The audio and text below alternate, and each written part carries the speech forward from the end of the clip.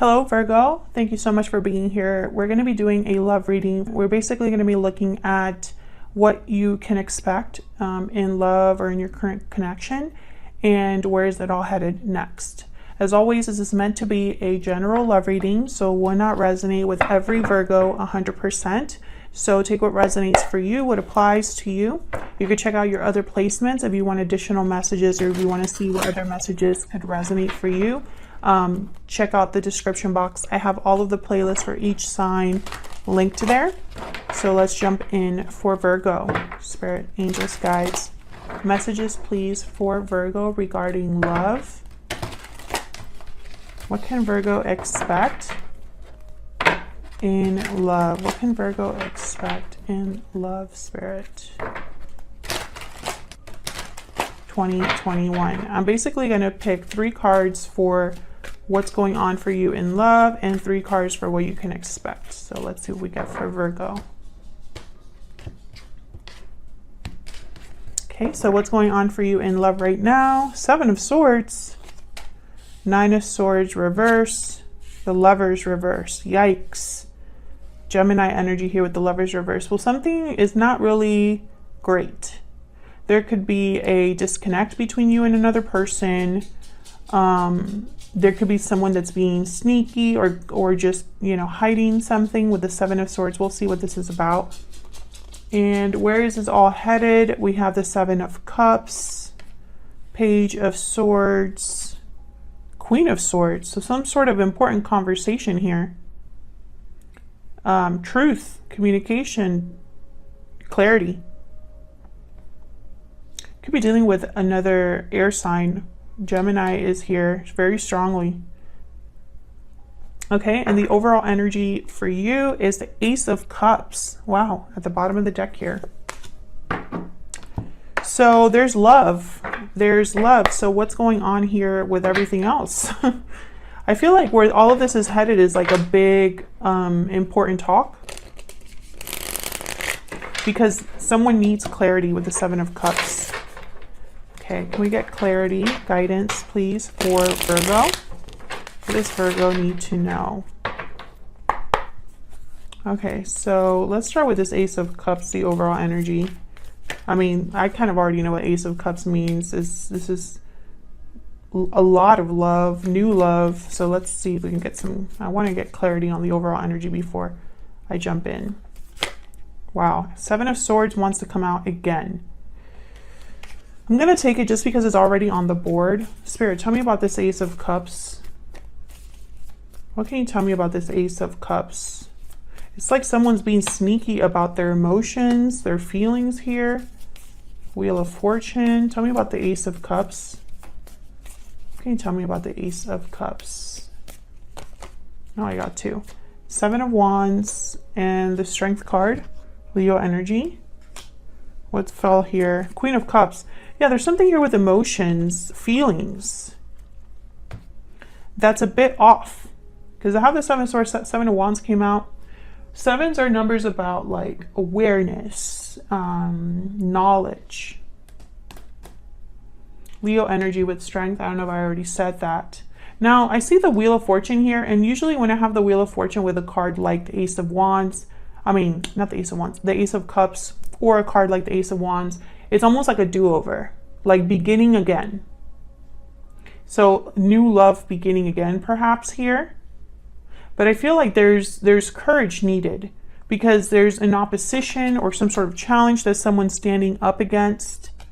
So it's almost like someone's fighting to love or fighting to, having courage to face challenges regarding like love that they feel or love that exists. And I almost feel like they should, there's challenges because of the 7 of Swords. It's like they shouldn't be doing this or feeling this way perhaps. Let's see, tell me about the 7 of Swords here. Why is the 7 of Swords here for Virgo? 9 of Cups. So someone is spying, hiding, being shifty about what they truly want. Tell me about the 7 of Swords. King of Pentacles. Oh, Taurus, Virgo, Capricorn energy. King of Pentacles for me as a reader is typically married or in a long-term commitment. So that's probably why the Seven of Swords is here. Someone could be in a long-term commitment here. Tell me about the Seven of Swords. Page of Pentacles. What's this? Knight of Swords. So I feel like someone wants, it's almost like they have their eye on something that they want.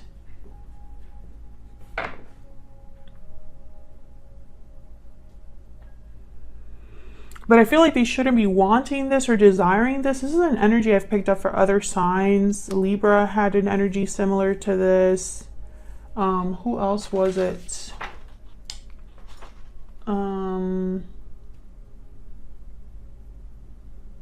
What was that other reading? Scorpio.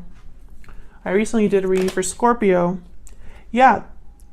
This is secret. There's the High Priestess that just fell out of the deck. This is not something that this person can do in the open. Whether this is you, Scorpio, or someone else. You want something secretly that you shouldn't be wanting. Why is the Nine of Swords reverse? Oh, I got two. The Magician and the Hierophant. Taurus energy here. So someone's overcoming their fear, their anxiety about manifesting happiness. Let me just look at the deck. Split up. Okay. Four of Wands, Eight of Swords. So there could be somebody that's tied up regarding home. I mean, we do have the Ten of Cups and the Hierophant. So this very well could be somebody that's married. Tell me about the Lovers reverse. Why is the Lovers reverse? The Hangman. So I feel like even though there's a disconnect in a partnership, someone's still there, stuck possibly, or stuck even though there's like a breakup or a separation here. Tell me about the Lovers reverse. Yeah, Queen of Pentacles. King and Queen of Pentacles are on the board right now. There's Death, Scorpio energy at the bottom of the deck. So I feel like there's someone that is in a connection perhaps that's long been over. Or long, like it hasn't been working for a long time. What's with the Magician? What do they want? What's the desire, the goal here? Tell me about the Magician. Five of Wands, Temperance, Sagittarius energy. So I feel like this is someone that wants to balance something out, resolve something, resolve conflict. Okay, so they're trying to fix something, balance something that's not balanced. So let's look at this Page of Swords and Queen of Swords. This is what you can expect. I feel like there's some sort of clarity that's happening here. Tell me about the Page of Swords and the Queen of Swords. A very open, honest conversation. Why is the Page of Swords and the Queen of Swords here? Okay, clarify by the Queen of Swords. Okay. Can I get one more for the Page of Swords and the Queen of Swords? We need to know. Death again and Knight of Swords. Eight of Wands at the bottom of the deck. This is a conversation. This is a very important conversation. I feel like someone either wants to talk about an ending that has taken place or an ending that needs to happen.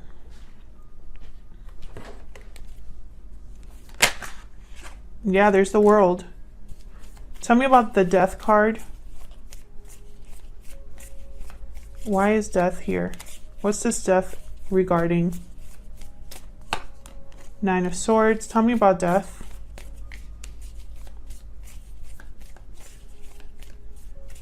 Why is Death here?